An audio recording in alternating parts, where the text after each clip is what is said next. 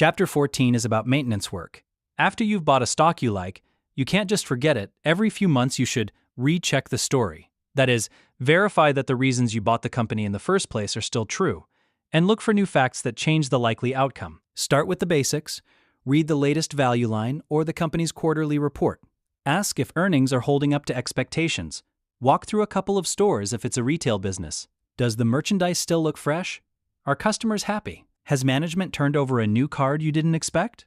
For fast growers especially, your job is to figure out what will keep them growing. Lynch breaks a growth company's life into 3 phases, and each phase tells you what to watch for. Phase 1 is the startup. The company is working out the kinks and the risks are highest. Phase 2 is rapid expansion. The firm copies a successful formula into new markets, and this is where most of the money is made. Phase 3 is saturation or maturity. The easy places to grow are exhausted, and the company must find new ways, new products, new pricing, new markets to keep earnings growing. Your job as an owner is to spot when a company moves between phases and decide whether the new phase still fits your expectations. Lynch uses lots of examples. Sensormatic exploded from about $2 to $40 because it was rolling out a store-by-store solution, but eventually it ran out of new stores and the stock tumbled when management had no fresh plan to sustain growth. The Limited reached most of the country's malls and had to change the story by acquisition. That signaled the end of easy organic growth. McDonald's is another telling example. When the chain reached near saturation in the United States, it didn't simply stall. It created new ways to grow inside existing restaurants, drive-thrus, breakfast, salads, and by expanding overseas. Saturation need not be the end, but it does force a new kind of management ingenuity. Be alert to complacency.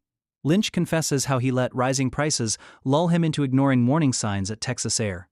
After Texas Air fixed Continental and shares rallied, management went hunting for more acquisitions, Eastern Airlines among them.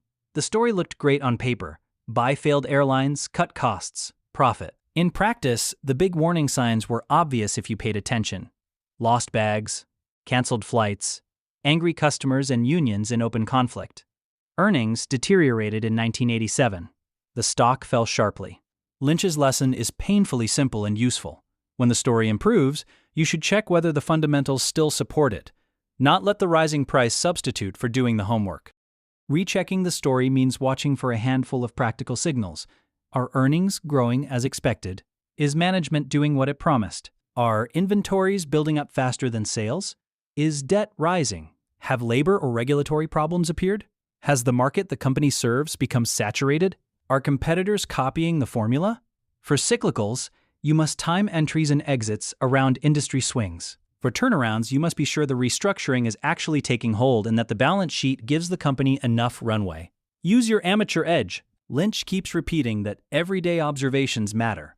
A packed store, a new product showing up in many neighborhoods, steady long lines, or friends talking about a product are all useful clues. They won't replace reading the quarterly numbers, but they will tell you whether the public response matches management's story. Likewise, competitors' grudging praise is a powerful signal. Lynch bought a motel chain after a rival executive admitted how well the rival was doing.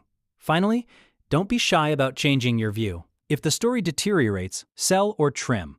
If a company moves from phase 2 to phase 3 and management's new strategy looks shaky, reduce your exposure. Conversely, if a competitor is collapsing and your company stands to benefit, consider adding to the position. The point is constant, active reevaluation rather than passive hope.